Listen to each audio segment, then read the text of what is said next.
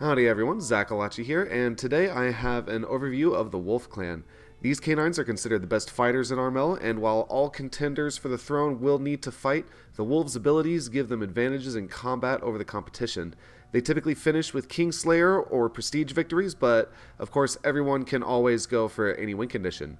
First, let's go over the Wolves' rings. The first ring they have unlocked is the Sapphire Ring, granting stealth on mountains both day and night. This ring is okay, but the main downside of this ring is it still costs 2 AP to move onto the mountain, and your opponents can definitely still track you that way, even at nighttime when they see that you move onto a mountain. However, if anyone tries to attack you while you're on a mountain, you gain ambush on them, and they will not be able to burn cards because you're stealth, so that is one advantage of this ring. First ring unlocked by the Wolf Clan is Moonstone, plus 2 magic for every kill in battle. This is pretty good, as it shores up one of the Wolves' weaknesses with their average or below average spirit, allowing them to more easily dip into the spell deck, basically giving you more magic, which is always a good thing.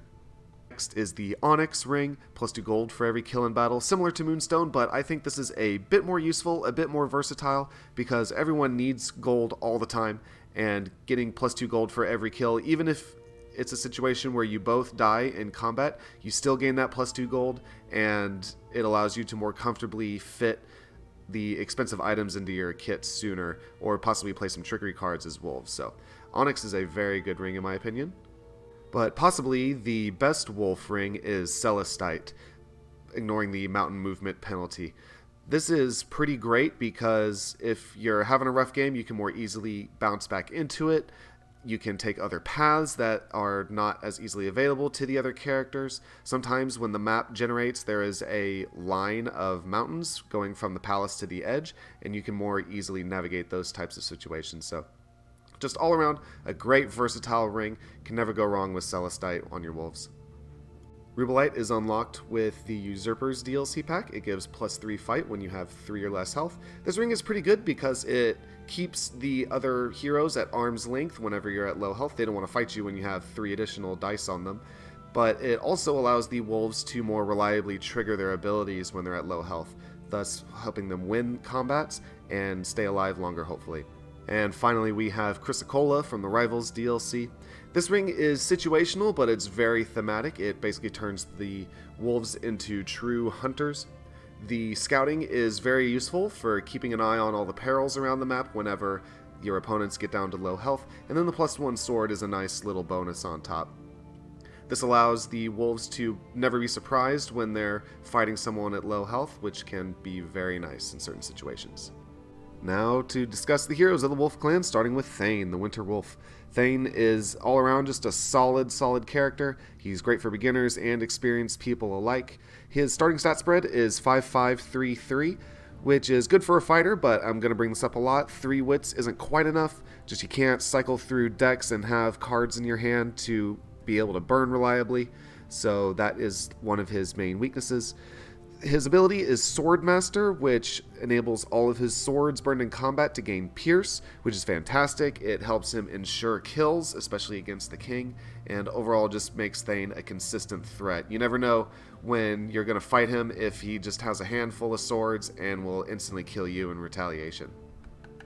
The way I'm building Fane these days is by taking the Think Amulet for plus 1 wits, again helping to shore up that wits weakness, bumping him up from 3 to 4, which is more comfortable minimum on wits. And then I'm currently using the Rubelite ring for plus 3 fight dice whenever he's at low health. This enables him to burn his whole hand if he needs to. It allows him to wear the battle armor and things of that nature without too much penalty, and overall I think this kit synergizes really well.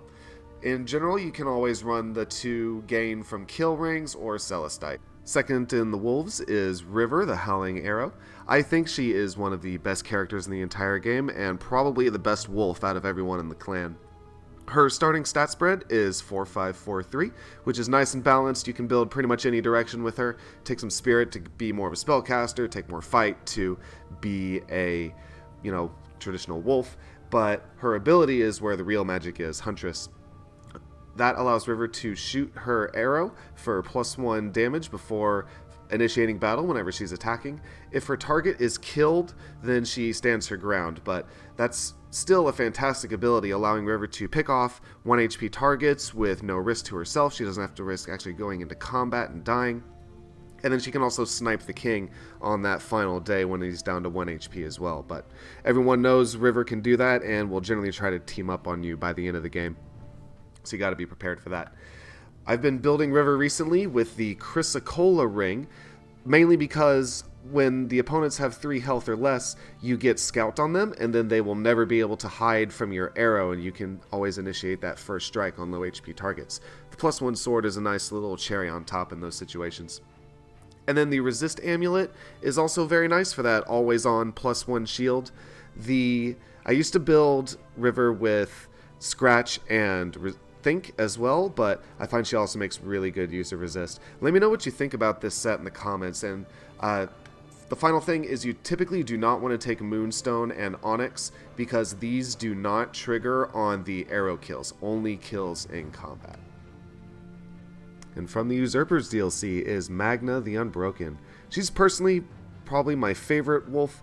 I love her whole character design, I love her voice lines, and she's a fan favorite over on the subreddit as well just because she's so thick. Look at that stat spread, 5, 6, 3, 2. Starting with 6 body puts her in the bear category of body right from the beginning, but she has only 3 wits, which, as I mentioned earlier, can make it difficult to cycle through the decks and make sure you have enough cards to make use of the ability. Her ability is Shield Maiden, where all shields burned gain Reflect in combat, kind of the sister parallel ability to Fane, burning swords for Pierce. The good thing about this is every single deck has shields in it, so you can most likely make use of this throughout the course of the game.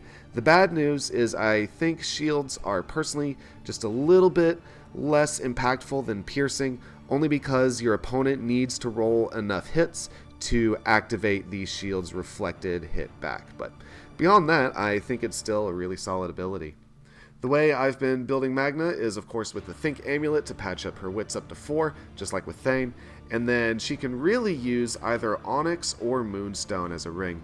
I've been using Onyx a lot more recently just to pull through the whole item deck and then maybe a little trickery at the end, but if you want to go with Moonstone to pull spells instead, that is also equally viable. So both of these are great on Magne, and then you can always, like with all wolves, run Celestite or Rubelite if you want to experiment with those as well.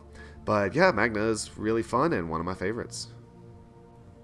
And finally, from the Rivals DLC, we have Fang the Exiled. Fang is unique in that he's the only character to start with 1 rot. Even the Dragon Clan characters do not start with rot right off the bat, but that's from his ability, which we'll get into in a second. His starting stat spread is 6, 5, 3, 2, which fits in nicely with his whole Berserker thing going on there. Because he does start with rot though, on that very first dawn at the start of the game, he does lose 1 health, so he starts the game with 4 health. And his wits is 3 as well, just like the other, some of the other wolves. So, as I've already discussed, that can be hindering, but it's actually not that bad on Fang, I found, because he only has a single mind to just rip and tear, basically. Even though I haven't played him since the 2.0 update, I did play him when he was first released, and I've played against him a bunch and know basically how he goes. His ability is Berserker. When he's attacking, if Fang overkills to slaughter his opponent, the battle ends before they can strike back. So basically, if once you kill your opponent, you strike them 3 more times in overkill to get the slaughter, Fang will let out a mighty roar and banish the opponent's dice before they have a chance to attack you.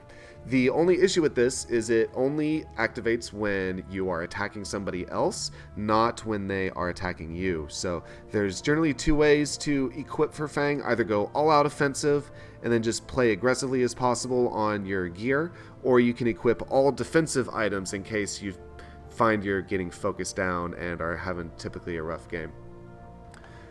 So with Fang, I am currently taking the Think Amulet to buff up his wits, and then the Celestite Ring on Fang in particular, because as I mentioned, people are scared of Fang, and they will hit you with spells and put perils in your path and generally try everything they can to hinder you, and you might die a lot. Celestite allows you to get back into the game by shortcutting through mountains and things of that nature, so just a solid overall ring on Fang. But he does come with the Rubelite ring as part of his DLC pack, which of course fits really well on him, and then he can also make use of Onyx and Moonstone to take advantage of that, since he will be fighting a lot, and he will almost certainly be able to get a lot of value out of those. As far as amulets go, like I said, I'm using Think right now to patch up his wits. You can also take Scratch for the additional fight, or Discipline for the +2 dice at night if you want to go like super hard that way. I've also found that you can do Ruin on Fang to lean into that rot angle, since you already start with one, and just become a huge nuisance to all the other characters by terrorizing their cities as you go around. And that's the Wolf Clan. They're a fierce pack of puppies. Let me know your thoughts on them and how you like to play and build, and like and subscribe if you want more content like this. I hope you all have a great rest of your day.